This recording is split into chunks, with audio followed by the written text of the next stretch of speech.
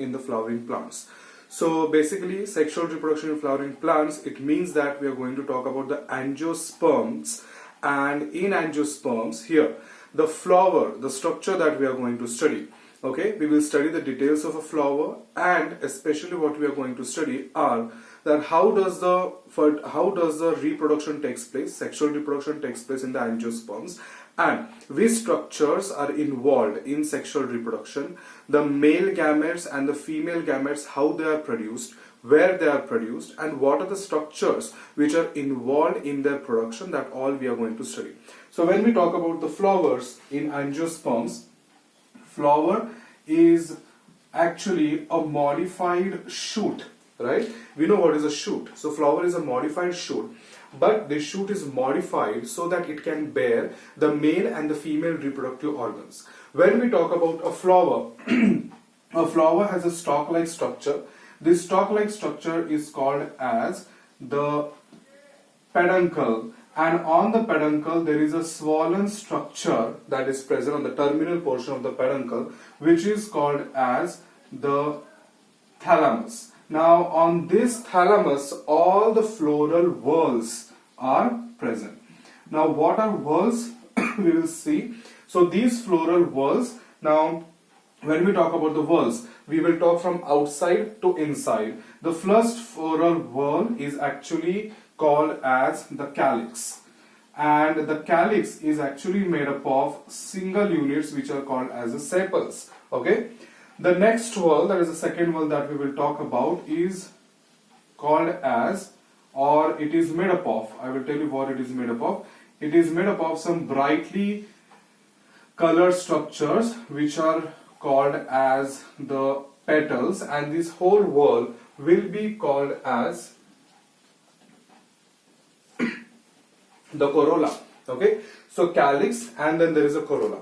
Now these two are actually the accessory whorls. Accessory whorls means they are not directly involved in the sexual reproduction or the gamete formation, but they have certain roles. That is, the sepals, they actually, when the flower is in a bud condition, the sepals actually encloses all the inner walls of the flower and protects them.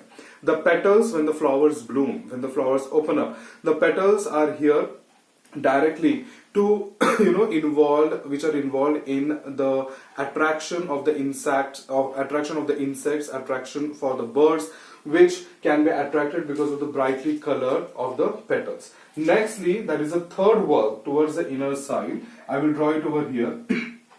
I will first draw over here, then I will draw it separately. Is the whorl which contains the male reproductive system, and the whorl is called as androecium, and the single unit of androecium, the structure which I have drawn over here, is called as the stamen. Now stamen, it contains two parts. One is a lobe structure that it contains, and a stalk-like structure. Now the stalk-like structure which is present, that is called as the filament, and the filament attaches to the flower, whereas the lobe structure which is present, it is called as an anther. Okay, we are going to discuss about the anther, okay, in detail, because in anther, inside the anther, the pollen grains are actually produced, which are the male gametophyte. Nextly, the next whorl, which represents the female reproductive system in the flower, is called as the gynosium, and I will draw the gynosium over here separately. The gynosium is made up of the single units which are called as the carpels, or the carpel, they are also called as the pistils. Okay, now this contains three regions. One is called as the stigma, the long stalk structure which we can see over here is called as the style, and the bulged structure is called as the ovary. Now what is present inside the ovary is the placenta, and to this placenta another structure is attached, that is the ovule. Now ovule will be called as the megasporangium, okay, because inside this megasporangium the embryo sac will be formed, which is a female gametophyte, and inside the embryo sac the female egg would be present after the maturity. Whereas in case of the anther, Now, when we talk about the anther, okay, now here these things what we are talking about, that is about the stamen, and then we will talk about the ovary, the ovule. These are actually the pre-fertilization events that we are talking about. When we talk about the pre-fertilization events, here we have to focus on the gamete formation and the gamete transfer. Now, the gamete formation takes place by the gametogenesis process, and the gamete transfer in the angiosperms takes place by the process that is called as a pollination. But here in this video lecture, we will only discuss about the male reproductive system, that is the stamen. Now, as I told you that the stamen contains the anther. Now, what is present inside the anther? Now, mostly it is seen that the anther is, you can see the two structures over here. It is called as one lobe, and this is the second lobe. So the anthers are bilobed in nature. There are two lobes. There are some families like Malvaceae where only one single lobe is present, but here mostly in all case of the angiosperms, the anther is bilobed. Now, as the bilobe, okay, this single lobe is also called as a theca. So as there are two theca, it is also called as the dithecous condition. Right? Now, inside each lobe, we can see that each lobe is again divided internally into two small regions, and these are actually the these are actually the sporangium. In each lobe there are two sporangium. So totally, if you count all the numbers of the sporangium that are present, there are 4 sporangium. So it is now called as the tetrasporangiate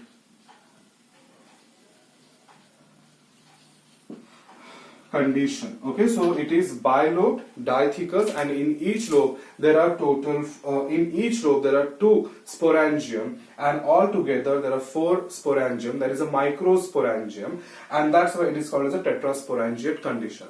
Now let us talk about as there is this lobe which is getting formed, the groove that is forming the 2 lobes is actually called as the connective, and this connective contains the xylem and the phloem tissue, which is going to provide the nourishment, minerals, ions, water to the structure of the anther. So this is in case of a generalized points of the anther. Now when we talk about the anther and the filament attachment, okay, so depending upon the attachment of the filament to the anther, there can be different types of this anther.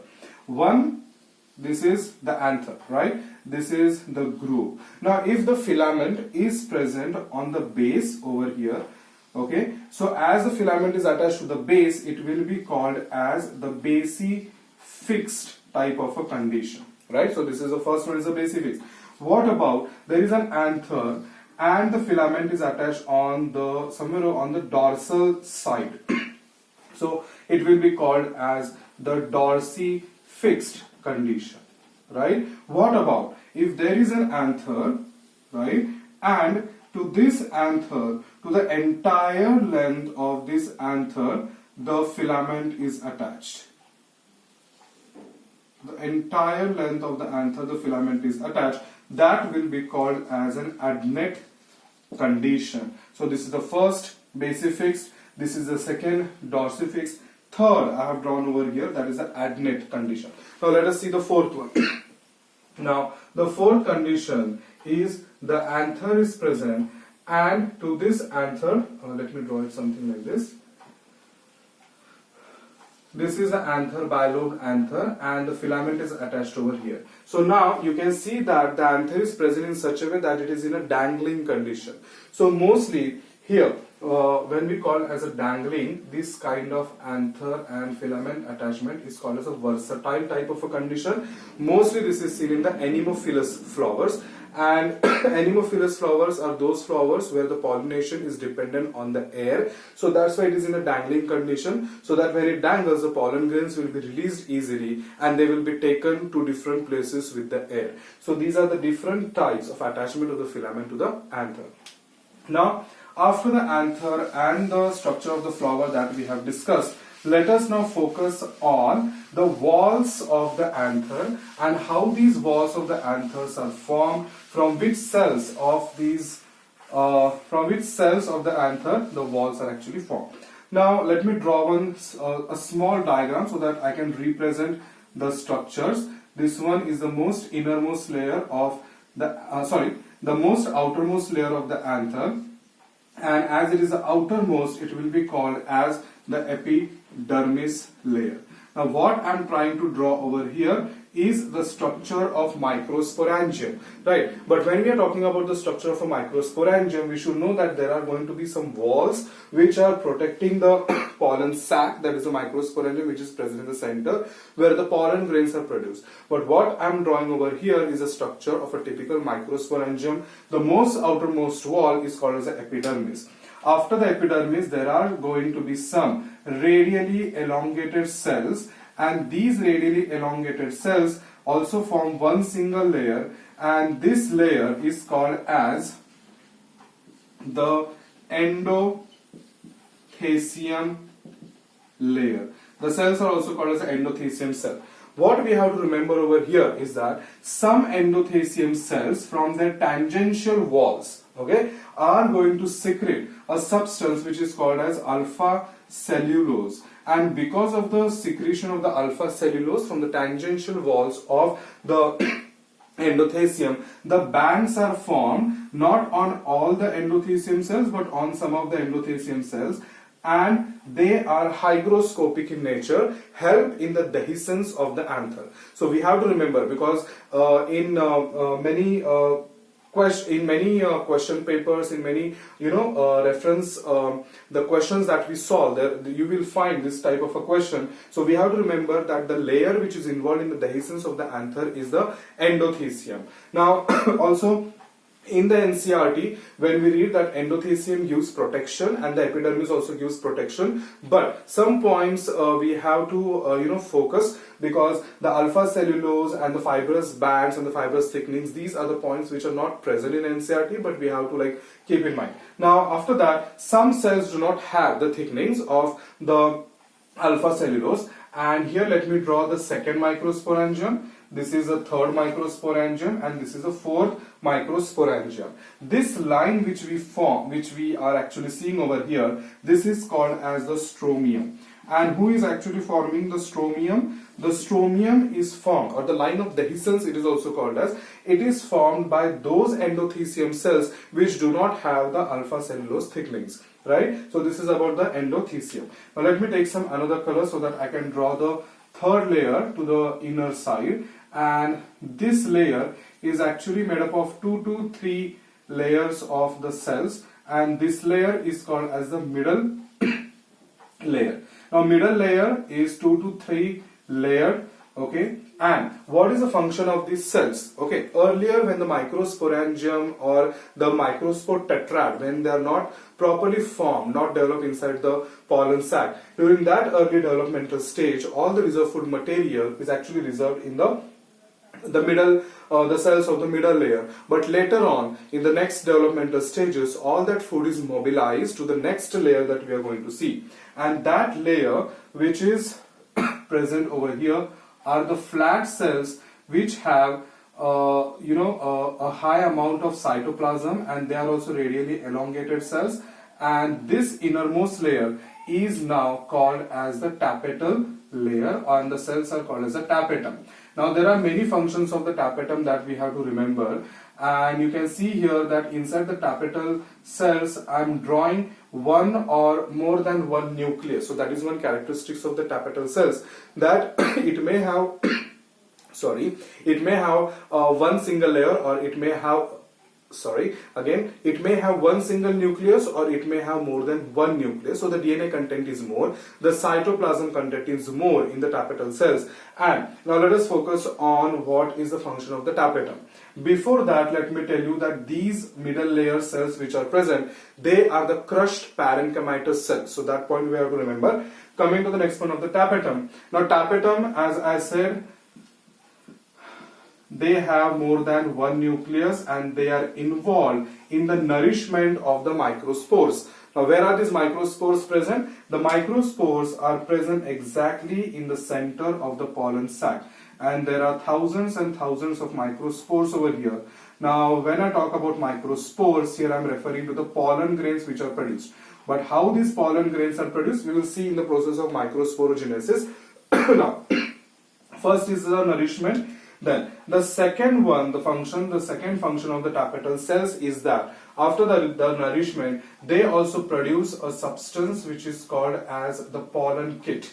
Okay, pollen kit is a kind of a substance, that is when the pollen grains are produced on the surface of the pollen grain, you might find some powdery substance. Okay, that powdery substance is actually the pollen kit produced by the tapetal cells, and this helps in attachment of the pollen grains to the body of insects or the birds, which make ease in the transfer of the pollen grains. Coming to the next point, that is the third point, it also has, the tapetal cell has the Yubish bodies, and these Yubish bodies are specific bodies which produce a substance which is called as the Sporopolyme, and the Sporopolyme is very clearly given in the NCERT. It is the most resistant substance found on this planet, and it is resistant to the high alkaline conditions, strong acid conditions, high temperature, cold temperatures, so that the pollen grain and the internal structure of the pollen grain remains protected. So that is the Sporopolyme. Now how the Sporopolyme is formed, let me tell you that the Sporopolyme is formed by the oxidative polymerization of carotenoids. So let me write over here, they are formed by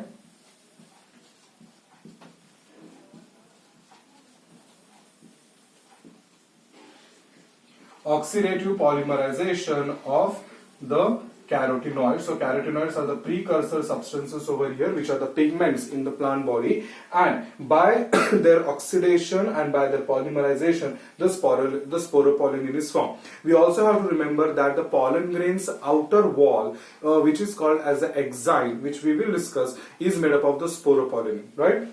So this is one. Then the next function, let me write over here, it produces an enzyme which is called as a Calyx enzyme. Okay, so Calyx is an enzyme, and let us see where is the Calyx used basically. And finally, this is the fourth point, this is the fifth point, and this is the sixth point. They produces some substances which are called as the compatible proteins, right? So these are some of the functions of the tapetal cells. But now how these walls, or how these 3 layers or 4 layers which we have seen, the endothecium first, then the second one is the middle layer, and the third one is the tapetum, and then the sporogenous. Now how these tissues are formed, how these layers are formed, let us focus on that. So this point I think we are very much clear on. The outermost is epidermis, second to the epidermis is endothecium, next to the endothecium is the middle layer, next to the middle layer is the tapetal, and towards the inner side is the sporogenous tissue. Now how these walls are formed, let us focus on that. See, now we know that whenever any organ of the plant is very young, especially I am talking this from the by referring the anther. Okay, the epidermis, yes, it is going to be present, but inner to the epidermis there is going to be a mass of homogeneous cells. Okay, so let us draw the epidermis of the pollen grain, and now this epidermis I have to show some nucleus in them, right? And towards the inner side there is going to be a mass of homogeneous cells, right? So I will draw it over here.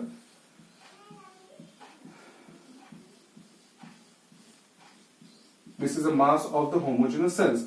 But what happens during the time of development, during the time of anther maturation? Let us see that.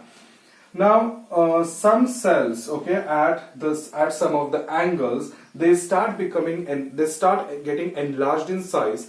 The cytoplasm is more in concentration, and the nucleus is also prominent nucleus. So at some angles they become larger in size, okay, and they grow in size. Now what is going to happen is that a tetraangular kind of a tissue will be formed. So this is a tetraangular tissue that is formed. Now these cells which have gone under enlargement and having a high amount of cytoplasm, also having a prominent nucleus, these cells or the precursor cells now will be called as the Archae sporial cells. Okay. Now what about the archisporial cells? Let us understand that. These archisporial cells, when they enlarge in size, the archisporial cell undergoes a division which is called as a periclinical division.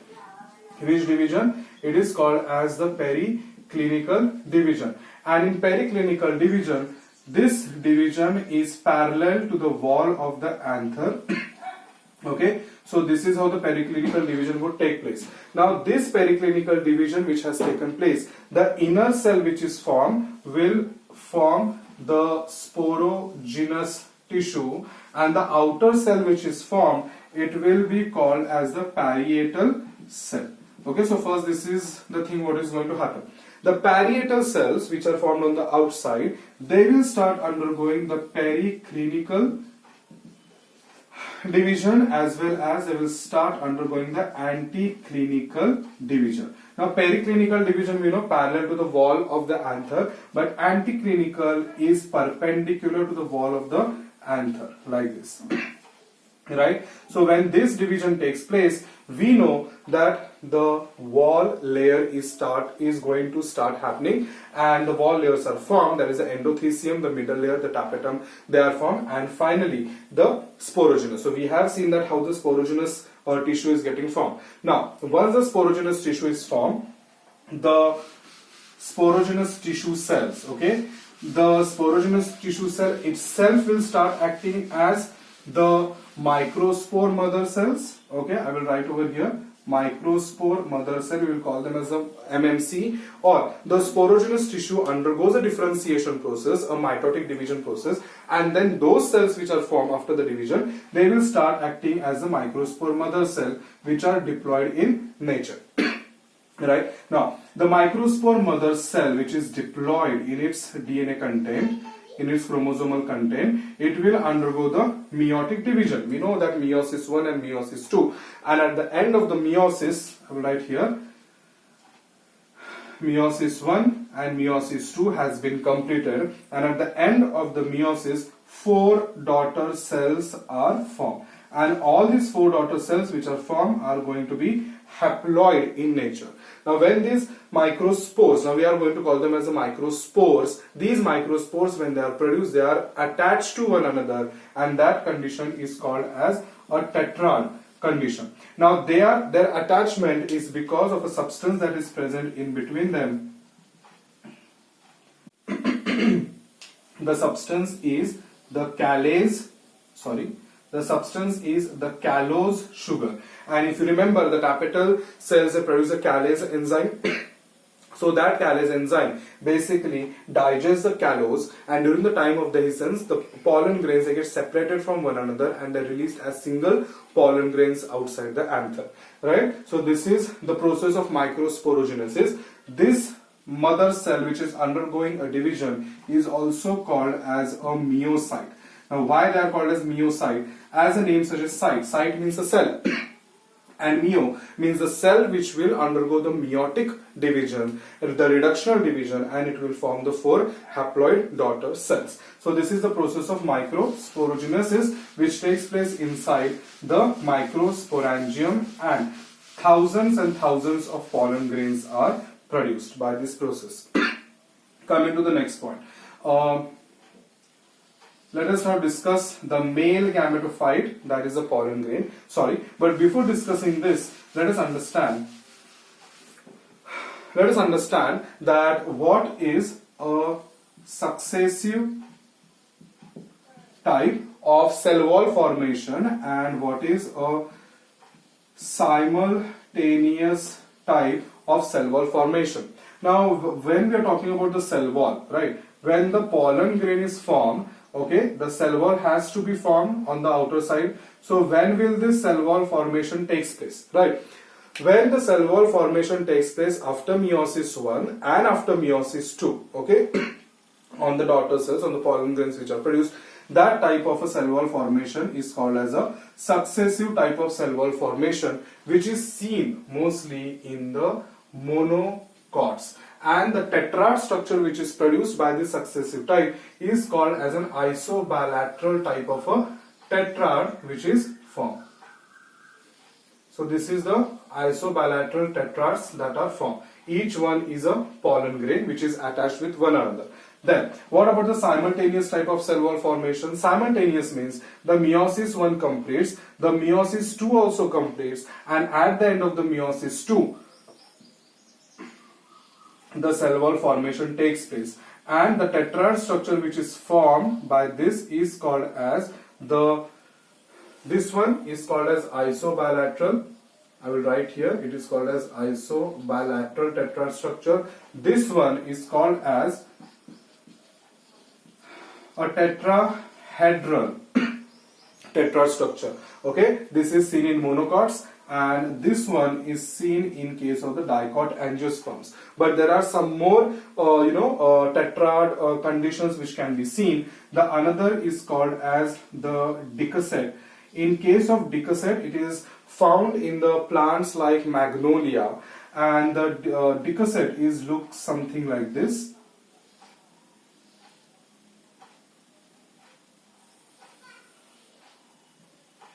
Okay, and one is at the back. Okay, so this is the dicoset found in the plants like magnolia. Now let us see the T-shaped type of tetrad structure.